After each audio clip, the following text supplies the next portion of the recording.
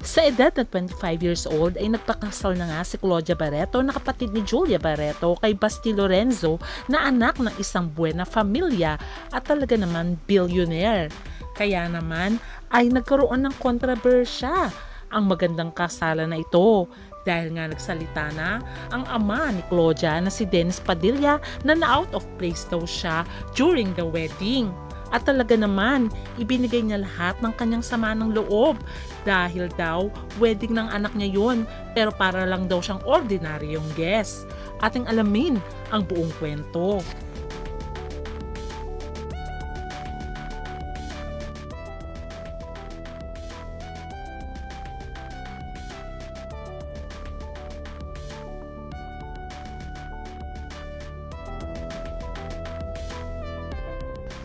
Si Claudia Barreto ay anak ni Dennis Padilla at Marjorie Barreto. Kapatid din niya si Julia.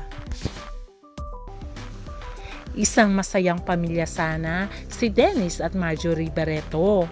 Kaya lang after 14 years na pagsasama ay nag-decide ang dalawa na magkaroon na ng legal separation. At ayon sa kanila, there's no third party involved on their side. Naging mabuting ama naman si Dennis sa kanyang mga anak kahit nung maghiwalay sila ni Marjorie Barreto. Pero what went wrong dahil bigla na lang lumayo ang kalooban ng mga anak ni Dennis mula na maghiwalay sila ni Marjorie Barreto at lalo na nang lumalaki na ang mga bata. Ilang beses nang nagsabi ng hinanakit si Dennis Padilla sa social media, lalong-lalo na hindi daw siya kinakausap ng kanyang mga anak, ni hindi man lang daw siya kinakamusta, kahit siya na ang nagre-reach out sa kanyang mga anak, pero pawang mga deadma lamang ito, kaya hindi niya na daw maintindihan kung bakit nakaganon ang kanyang mga anak sa kanya. Kaya naman, sobrang saya ni Dennis Padilla nung magkaroon sila ng reunion ng kanyang anak na si Leon, Julia, and Claudia. Ito ang matagal nang inaasamasan ni Dennis Padilla na reunion sa kanyang mga anak kay Marjorie Barreto. At ito ay kanyang pinost at very proud siya at masaya. At ang sabi nga niya, miss you mga anak. Dahil nga sa post ni Dennis ng larawan ng kanyang mga anak sa kanilang mini reunion, ay maraming mga netizens ang naging masaya. Dahil nga naman, ama nila ito, dapat lamang daw na bigyan din nila ng importansya. Kaya sabi nga ng mga netizens, ito na ang simula at for sure makikita-kita muli sila. Kaya naman, sa pagpapakasal ng kanyang anak na si Claudia Barreto ay super saya ni Dennis para sa kanyang anak. At syempre siya ay umattend sa kasal ng kanyang anak na si Claudia. Pero bago natin alamin kung anong hinanakit ni Dennis Padilla sa nangyari sa event ng kasal ng kanyang anak, kilalanin muna natin kung sino nga ba si Basti, na asawa ngayon ni Claudia Barreto, na sinasabi nga nila na billionaire daw. Sino nga ba si Basti Lorenzo, na 10 years na silang mag-boyfriend at girlfriend ni Claudia Barreto? At ngayon sa kanilang 10 years ay nag-decide silang magpakasal na. Pero sino nga ba ito sa totoong buhay? Si Basti ay nakakabatang kapatid ng asawa ni Eritz Gonzalez. Si Basti ay anak ng isang business tycoon, walang iba kundi si Martin Ignacio Lorenzo.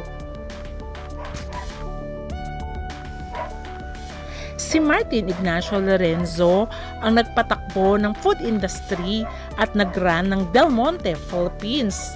At siya rin ang may-ari ng Pancake House, bago ito nakuha ng Maxes Group for over 3 billion in 2014.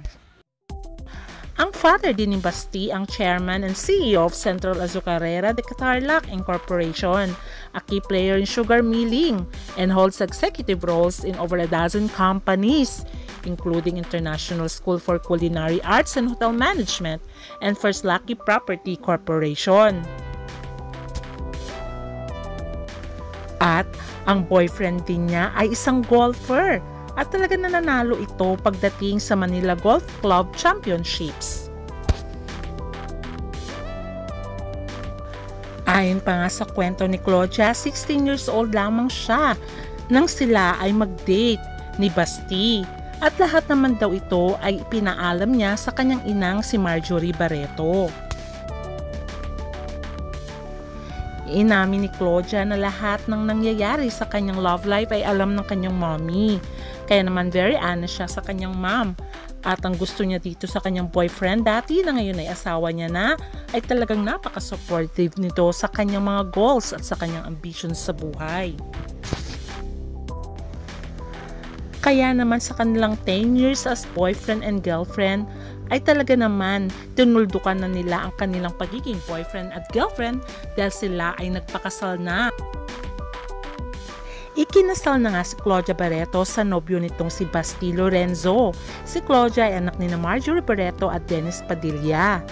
Sa videong ito, makikita na napakasimple lamang ng wedding gown ni Claudia, habang classic barong Tagalog naman ang suot ni Basti.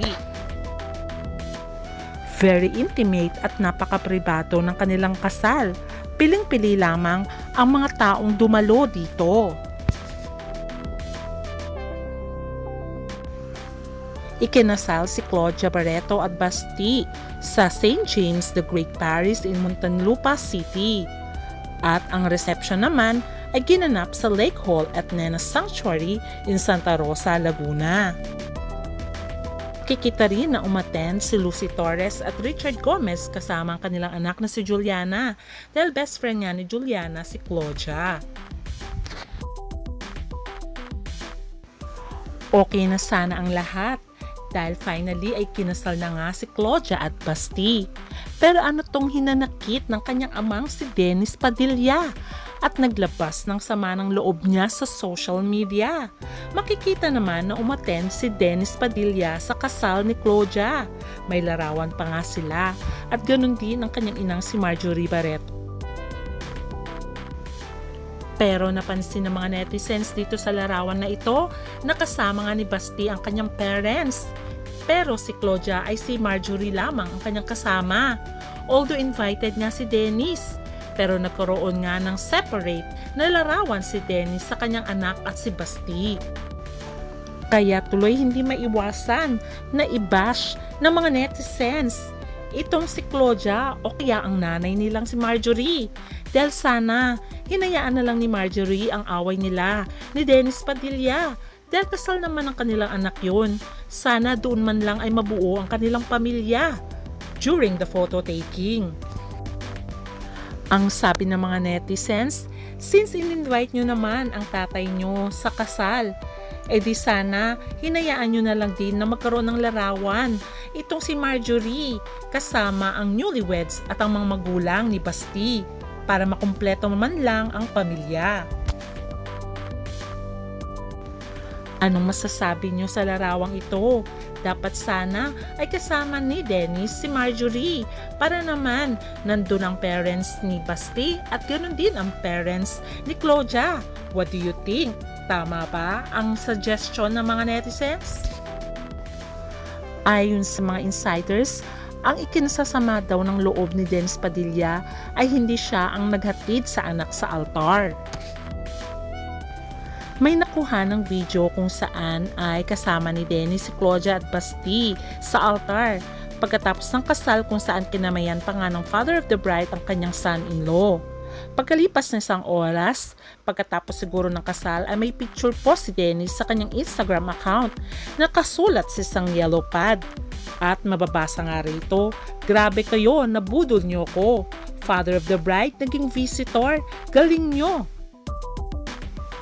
Iba-iba ang opinyon ng mga tao. Meron din nagsabi na dapat man lang daw ay binigyan din ng importansya si Dennis Padilla dahil tatay ito.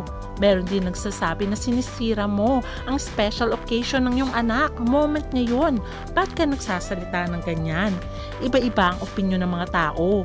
Meron din nagsasabi na bilang respeto, dapat sana ay siya na rin ang naghatid sa kanyang anak sa altar. At meron din nagsasabi na Karapatan naman ni Claudia kung sino ang gusto niyang humatid sa kanya sa altar since matagal nang hiwalay ang kanyang mga magulang.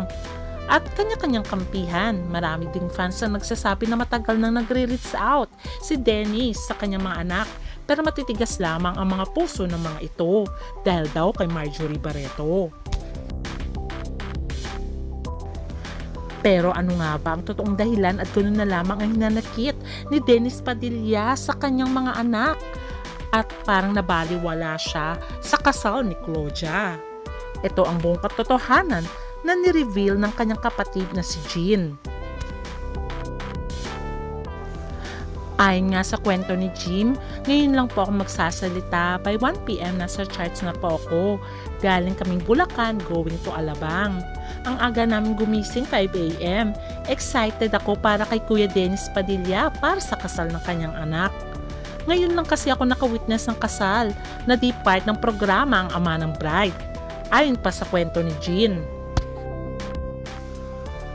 Sa aga namin doon, nandun ang mga event organizer.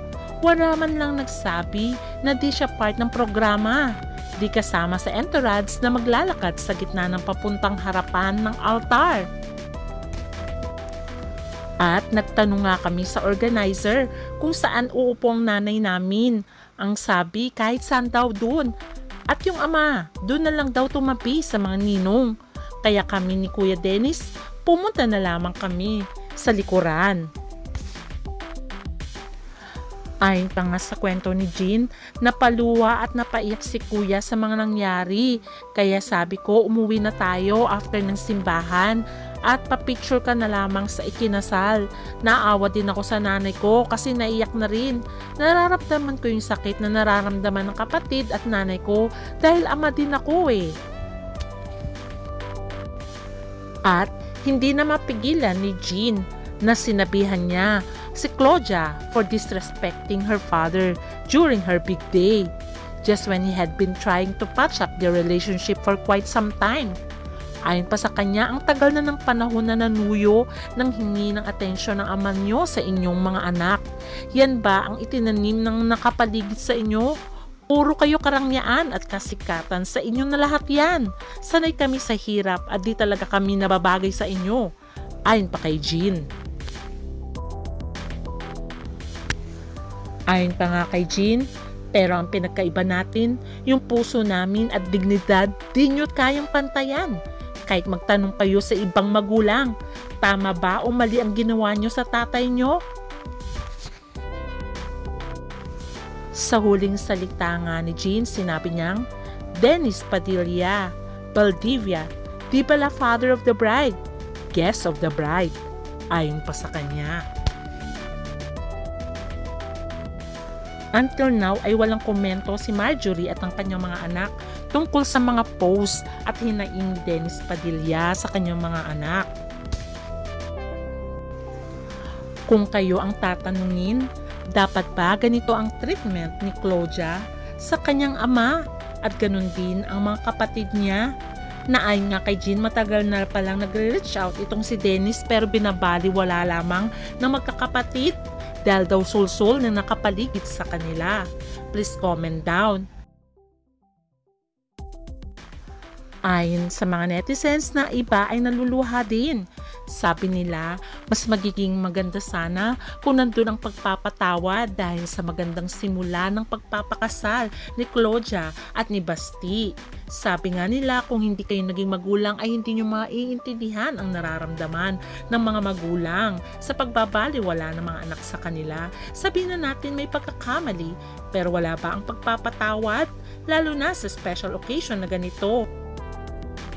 Ayon nga sa netizens, magiging maganda sana ang larawan kung buo ang pamilya kahit man lang sa photo. Tulad na lang ni Basti na kasama ang kanyang mga magulang. Sana ganun din daw si Dennis at Marjorie. Pero ganun pa man, wish natin ang the best sa newlyweds na si Claudia at Basti. At sana nga ay maghilom na rin ang nararamdamang sakit ng kalooban ni Dennis Padilla. Kaya ating abangan na lang ang susunod na kabanata. Bye!